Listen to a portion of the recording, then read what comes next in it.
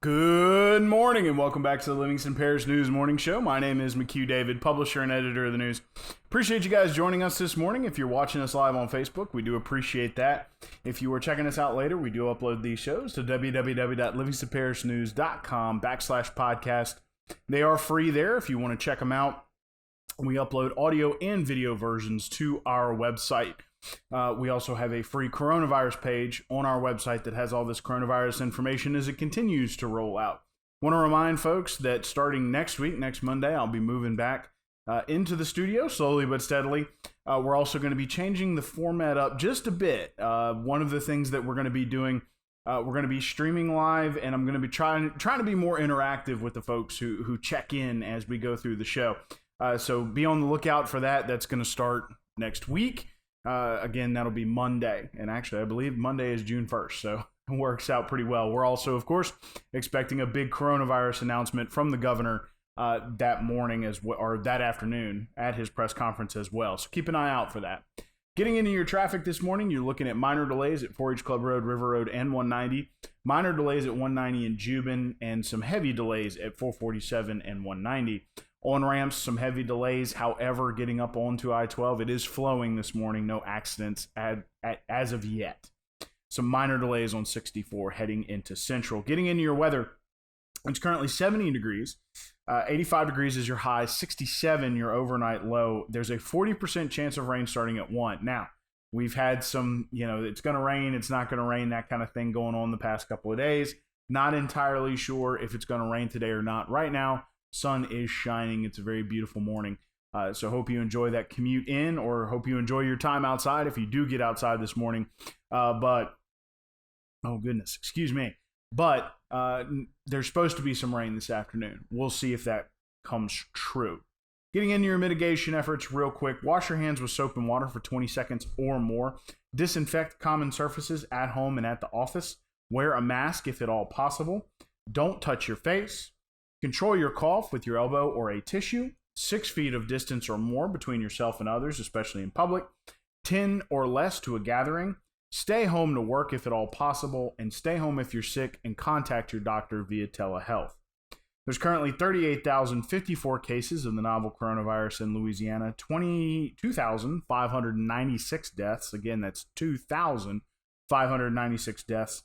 28,700 have recovered on 341,000 coronavirus tests. Remember, we're trying to get up to 200,000 here in the month of May. Only a few days left. 831 hospitalized on 103 ventilators. In Livingston Parish, we have 399 cases, 27 deaths on 5,500 tests. Before we get into some of this legislative coronavirus stuff, do want to talk about State Trooper Baker, who passed away over the weekend. There will be a blood drive. He was a lifelong Albany resident. That blood drive will be at the Louisiana State Police Headquarters at 7919 Independence Boulevard. It started yesterday. You can still go today. It's from 8 a.m. to 4:30 p.m. There will be masks. It will be required to socially distance. But that blood drive will occur through the end of today. So please, if you have a chance, if you are in Baton Rouge and you can go by and donate blood, again, that's at 7919 Independence Boulevard. This is for Trooper Baker, who passed away over the weekend. There was an accident where he and another trooper were struck by a Hammond Police Department unit while they were picking up a tire deflation unit from the ground or from the road, and they were both struck. The other trooper made it out with minor injuries. Unfortunately, Trooper Baker passed away. However, in one last act of selflessness, he was an organ donor and has donated his organs to be used for those who could still use them. So always have to appreciate those who give the ultimate sacrifice and continue to give even when they are no longer with us. So thank you, Trooper Baker. Getting into some coronavirus stuff today, there was a report that came out yesterday that $440 million could be used to provide coronavirus testing for every resident and every nurse and every staff member in the roughly 15,400 nursing homes across the country. I'm going to say that again. Not really having an easy time speaking this morning. I do apologize for that. There was a report yesterday that stated that $440 million would cover all nursing home residents as well as staff across the country. There are roughly 15,400 facilities in the United States. Currently, there are about 1.3 million residents that are being served by 1.6 million workers. So the report was saying that because these places tend to be hotspots, tend to be places where the coronavirus starts growing and grows quickly in these communal communities, congregate communities, there you have it. They are trying to address those aggressively and stay on top of that. Now, whether or not the government is going to spend the $440 million or they'll try to go through the states, no one's to say. But that is a rough estimate on what it would cost to stay aggressive with nursing homes and nursing home testing. There's probably going to be another special session in the fall. Right now, a first special session is scheduled to begin about 1 minute after the June 1 ending of this current session, which of course is, as we discussed, Monday. They will be looking at that second special session in the fall. It's a lot of S's for this early in the morning. They will be looking at that second special session in the fall because that would be the legislature and the governor are expecting more stimulus dollars to come through later in the summer.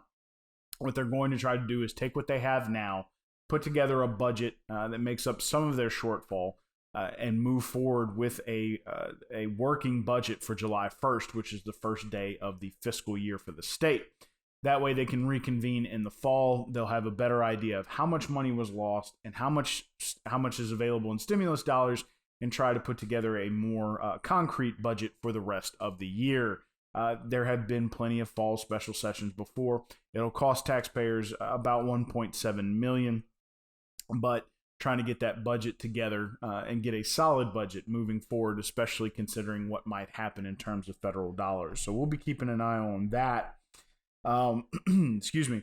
But what you're looking at is there's about $1.8 billion that has currently been sent to Louisiana. 45% of that is available to send to municipalities. Now, there's not really a good financial picture anywhere about how much money has been lost as of yet. One of the things that is going through the United States Senate right now are two bills. One is from Dr. Bill Cassidy, Senator, who is looking for an extra $500 billion for municipalities, for cities, for states, more money for government. On the other end, also from Louisiana, Senator John Kennedy is trying to pass a bill that would give states more flexibility in how they use the money. So that $1.8 billion can only be used to fight the novel coronavirus. It cannot be used to shore up lost revenue. So what the legislature is looking to do is to piggyback on those bills and try to shore up that budget, hoping that they will be passed. We'll find out. Of course, we're also waiting to see what will happen on with regard to Stimulus 2.0. Which is currently resting in the Senate. They have not returned as of yet, although Senate Majority Leader Mitch McConnell said that they would be looking at it after Memorial Day. Memorial Day was Monday, so you can expect once they return to the House, they will be looking at that bill. Excuse me. The legislature is also looking at a $200 million fund for COVID-19 business relief. We talked about that $1.8 billion. They're not expecting, combined with later stimulus from the government, to have to spend all of that money. So what business advocates and the legislature are hoping to do is put together a fund, a grant fund for $200 million, trying to give this out to businesses who might still be trying to stay afloat, having trouble, may not have received PPP or any kind of loan or grant funding, trying to help push along and get those people back going with some kind of money. $200 million can go a long way. So they are looking at that currently. That's not set in stone. Probably going to have to be discussed more during the special session if they can't hammer it out right now. One of the things that a lot of people are keeping their eye on at the legislature is the omnibus bill that is addressing, or at least starting to address, the car insurance rates in Louisiana. It affects a large portion, especially of the judiciary portion of an accident, and how you can sue other people and get the insurance company involved.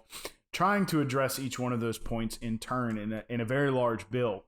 It passed another hurdle yesterday and will be in the House today for discussion. So far, it has started off in Senate committee, was passed by the Senate, also passed by the Senate as a veto-proof vote. Trying to get all those words mixed together. So what that means is the final vote was 29-8, and which means that it had a supermajority, which means that if it also has a supermajority in the House, the governor cannot veto it. He will have to sign it. There is concern because the governor is a former lawyer, especially a trial lawyer, that a lot of his friends are in the business and might fight this or might want him to fight this. So any kind of veto-proof bill, according to proponents of the bill, would be the preferable solution so they don't have to run into that problem. So we will see how it does on the House floor. They might get it out before that June 1st deadline, and we'll see how that affects car insurance rates. So that'll be that. Again, that has now gone through 3 of the 4 prongs of the House. It will now hit the regular House floor for a full vote, and we'll see where it goes from there. Live Oak High seniors last week braved the elements and got out there and did a community-wide drive-through parade, trying to get that feeling of being a senior to make it through their final days of being a Live Oak Eagle, as a lot of them are going to move forward and go on to do college or get a job or go to trade school or all number of things. So you can check out a photo gallery on our website on our coronavirus page. Also, kind of getting back into this, getting back into the swing of things. Brian Thomas, who is a wide receiver at Walker High School, decided not to go forward with basketball in college, but is sticking with football, has narrowed it to 4 schools, all in the SEC.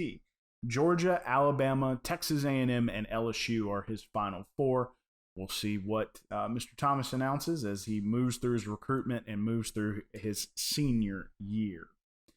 Getting back into those mitigation efforts real quick. Wash your hands with soap and water for 20 seconds or more.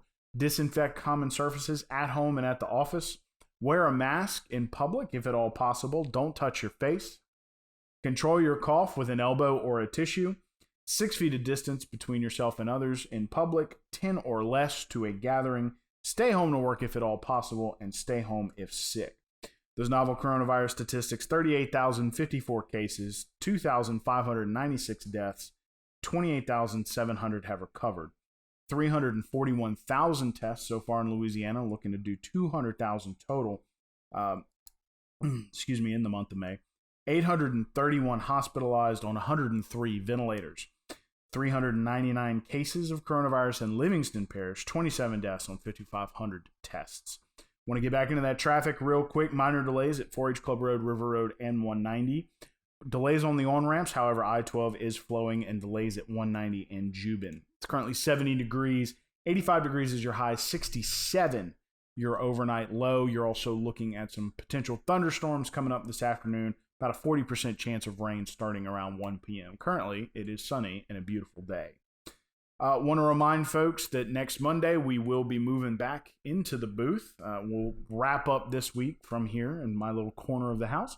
And then I will, over the weekend, be transferring everything back up to the office. So we look forward to seeing you back there next Monday. And of course, as mentioned, we will be getting into what we call that Rona Rewind, and we'll be talking about a lot of things that occurred during that time that just, got lost in the shuffle.